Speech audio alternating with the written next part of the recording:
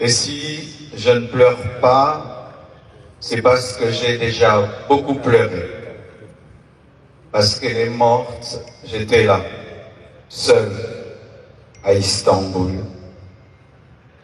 J'ai pleuré des nuits et des nuits et des nuits. J'ai fait 3 jours sans dormir. Et maintenant, la paix de Dieu commence à remplir mon cœur.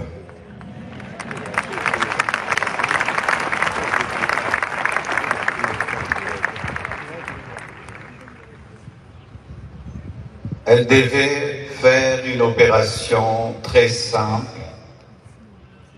et ça a pris beaucoup de temps.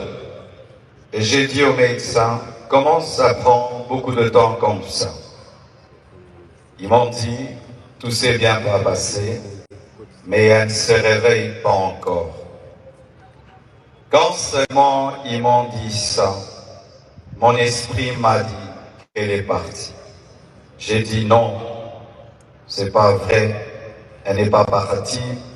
Ils sont en train de dire qu'ils la raniment, donc elle va se réveiller. 3 heures, 4 heures, toujours rien. Et j'ai prié dans ma chambre, sans voir son corps. J'ai dit, je refuse cela. Et j'ai senti l'odeur d'un parfum, son parfum, remplir la chambre où j'étais. Elle était au bas, moi au 7e niveau, mais j'ai senti le parfum de Blanche. Et l'esprit m'a dit, c'est son esprit, elle est morte. Et les médecins n'ont pas le courage de te le dire. Elle est remontée et puis elle est partie. J'ai dit non, ma femme est vivante, on est en train de la réanimer. Je suis descendu au bloc, j'ai dit montre-moi ma femme. Et les médecins sont sortis, tête baissée, en pleurant.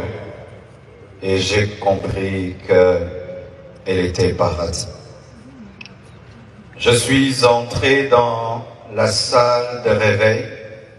J'ai prié pour sa résurrection. J'ai prié. J'ai jamais prié comme ça pour quelqu'un. J'ai même ouvert ses yeux avec mes doigts. J'ai tout fait. Elle ne s'est pas réveillée. Je l'ai laissée à la mort. Le lendemain, je suis encore allé à la mort pour prier pour sa résurrection. J'ai prié, j'ai prié, j'ai prié. Rien n'est arrivé. Quand nous sommes arrivés à Kinshasa, à la morgue encore, avant de la déposer, j'ai prié pour sa résurrection. Et rien n'est arrivé encore. Aujourd'hui encore, à la morgue, j'ai encore prié, et elle ne s'est pas réveillée.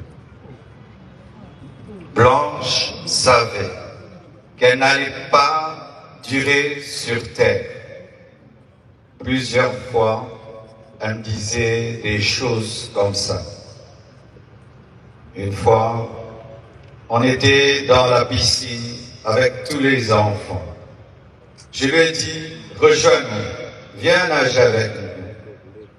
Elle était au premier niveau, elle nous regardait.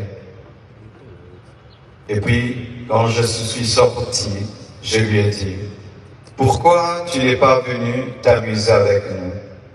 Elle m'a dit, une voix m'a dit que je partirai et je vous laisserai, vous serez heureux sans moi. Je lui ai dit, non, ça c'est le diable refuse cela. Elle a dit ok. Un autre jour, elle me dira, si je meurs, est-ce que tu vas te remarier? J'ai dit, pourquoi tu dis des choses comme ça? Elle dit, non, je parle seulement. Avant de voyager samedi, vendredi, à l'occasion de la graduation de son fils aîné, Oracle, elle a offert 3 motos neuves à ses 3 anciens travailleurs pour leur dire merci pour tout le temps passé ensemble.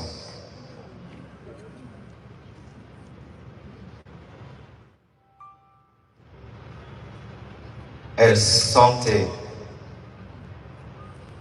elle vivait à 200